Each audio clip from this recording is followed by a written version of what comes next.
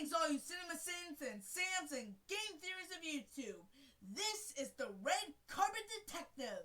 And today I am starting a new channel. Basically because I just kind of want to talk about movies and show more to movies than their covers and reviews. And while I only use Windows Live Movie Maker and a microphone, at least it's more than enough to carry me through these videos and make them even more better than the pile of dog pound called X-Men Origins Wolverine. Yes, my first video is going to be talking about this unimportant X-Men cameo crammed, rushed, horrible affected bomb that even its own studio denies its own existence in the X-Men canon. I mean, you really can't blame them. It's so horrible, it's even worse than X3, and it really isn't important to the X-Men movie universe. Or is it? Is there still a way it could fit into an already shacked up universe? Well, actually, it can. You see, after the events of X-Men Days of Future Past, the timeline split into two, pre-Days of Future Past and post-Days of Future Past. The pre-timeline consists of First Class, the original three X-Men, the Wolverine, and all of the future events of Days of Future Past. The post-timeline only has one movie that came out in the pre-timeline, which of course is obviously First Class, and the past events of Days of Future Past, as well as future X-Men movies.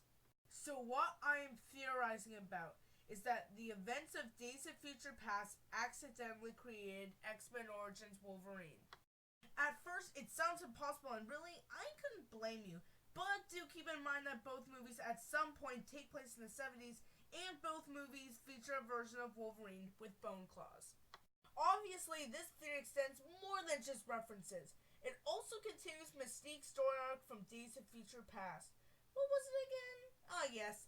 Her mission is to stop Trask from creating Sentinels that could destroy mutant species. So basically, she wants to protect mutants from humans without too much violence, other than shooting Game of Thrones in the face.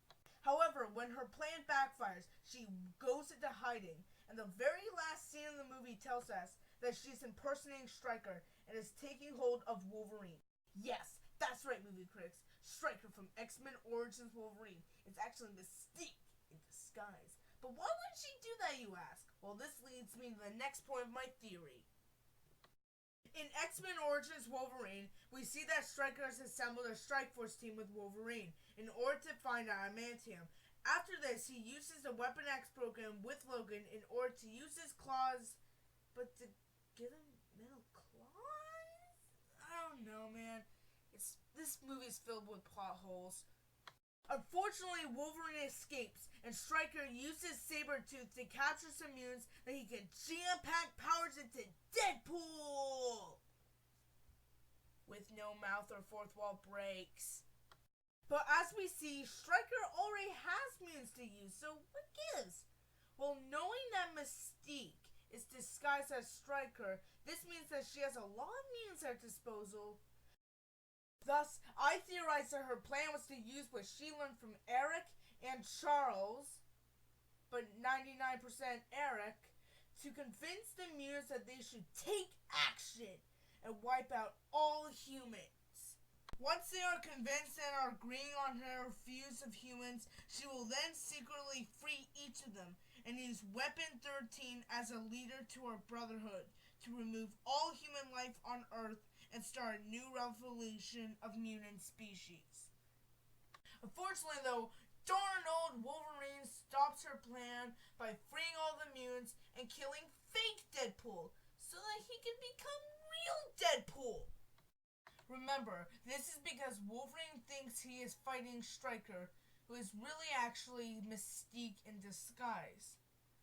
So sad of her failures, she shoots Wolverine in the head for timeline purposes and starts to walk away with the knowledge that she has failed and that she doesn't want anyone to find out who she really was. And really, the biggest part of my theory, to me personally, is that it answers all the plot holes in X-Men Origins Wolverine. Why did they have to kidnap Scott Summers? Because Mystique wanted to start a new revolution with them, as well as save him from humans. Why was Wolverine's origin so different from X2? Because when he time traveled in Days of Future Past, he changed his past and Mystique had captured him in the form of Stryker. In fact, you could even say that when he had that little mind screw after looking at a tased Stryker, it's his original past being destroyed and his future self being different than him. And why is there two Emma Frostes? That's not a good question to ask, actually. I mean, maybe she was thought to be dead, but she's really in prison. Maybe she's two different girls or daughter. But I think that's a question for another day and another theory. But do you want to know a really good question? How does this all connect to future X-Men sequels and spin-offs? Well, to be quite honest, I do not know. I mean, the movies have definitely not come out yet, and all we get in X-Men Origins Wolverine's ending is that Mystique is walking away, sad that she failed on what Charles and Eric have been trying to teach all of her years. I guess maybe I'll have to do a follow-up video and theory on this when X-Men Apocalypse comes out. And that's not even mentioning the two spin-off movies of Gambit and Deadpool, which would probably either take place before or after the events of X-Men Origins Wolverine. So while there's still more questions to be asked, especially how there are two Emma Frostes at different age scenarios, what we have figured out is how X-Men Origins Wolverine plays a very important role in the post-Days of Future Past timeline, as well as the entirety of the X-Men timeline. So the next time you start to bash X-Men Origins Wolverine, please think about this theory and think how this movie connects to all the others and continues the story of all the other movies.